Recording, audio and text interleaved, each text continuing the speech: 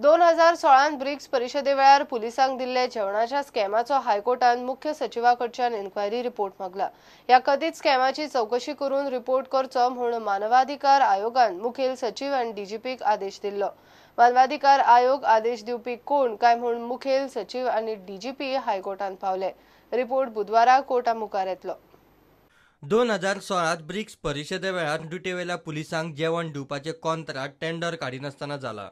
तरी मुखेल सचिव आनी डीजीपीक चौकशेचे आदेश दिवपाचो गोंय मानवाधिकार आयोगाक कसलोच अधिकार ना म्हूण सरकारान मंगळारा हायकोर्टात आर्ग्युमेंट घालो।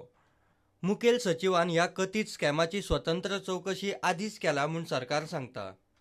चौकशी केल्या जाल्यार मुख्य सचिवान मंगळारा सांज मेरेन हायकोर्ट रजिस्ट्री कडेन इन्क्वायरी रिपोर्ट दिवचो म्हूण सांगून हायकोर्टान सुनावणी बुधवारा दवरल्या। तो रिपोर्ट पळोवन कोर्ट फुडें कितें करपाचें तें थारायतले। In fact, the Goa Human Rights Commission had directed the Chief Secretary to conduct an inquiry and to fix responsibility and submit a detailed report on the 2016 BRICS food scam. The Goa government challenged the jurisdiction of the Goa Human Rights Commission to ask the Chief Secretary to submit a report. So the Honorable High Court had directed the government that the Chief Secretary file the report before the Honorable High Court.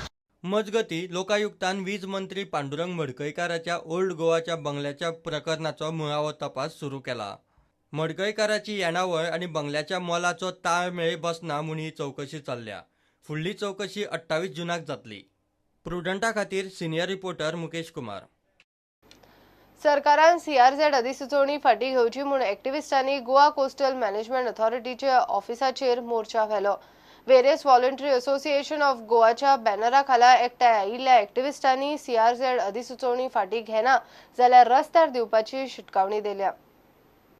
जाय तश्यो अधिसुचोवण्यो काडून सरकार आपलेच कायद मोडटा म्हूण एक्टिव्हिस्टांचो आरोप। आयज memorandum दिला सीआरझेड ऑफिसाक की आमचो पळय ड्राफ्ट नोटिफिकेशन पळय आसा 2018 तो फाटीं घेवचो। ह्या सरकारान 91 हो गव्हर्मेंटान सीआरझेड कायदो काडलो अंडर एनवायरमेंट प्रोटेक्शन एक्ट। तितून 500 मिटर सीआरझेड केलो। कित्याक केलो? कित्याक हे पळय 500 मिटर जे आसा ती इको सेन्सिटीव आसा आनी एनवायरमेंट फ्रेंडली आसा आनी जे कोस्टल कम्युनिटी जे तांकां प्रोटेक्ट करपा लागून हो सीआरझेड येयलो। पूण आयज सरकार तोच 500 मिटराचो सीआरझेड 50 मिटरांक करूंक सोदता। म्हळ्यार कितें? हेजेर कित्याक दाखयता गव्हर्मेंट की गव्हर्मेंटानूच वायलेशन केलां। आरे हो सीआरझेड कित्याक लागून येयलो? हो 500 मिटर आसूंक जाय तो वाडूंक जाय आशिल्लो। पूण government today is become a defaulter of environment. आयज आख्खे गोंयचे लोक उठलेले आसा आनी हे रेव्होल्युशन डेयान आमी सरकाराक सांगूंक सोदता की हे नोटिफिकेशन तुमी फाटीं घेयना, आमी हे रस्त्यार येतले। आमदार अलेक्स रेजिनाल्डूय तांचे बरोबर। People's objections is quite valid, and as far as CRZ is concern is local. तेगे मातशें concern हा कित्याक उदक वता आतां आनी तितलें उदक वयर येवपा लागला। There is a rise in water level, so all these issues लोकांक लागताय।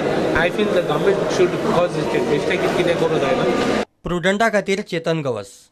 घेऊया एक कमर्शियल ब्रेक।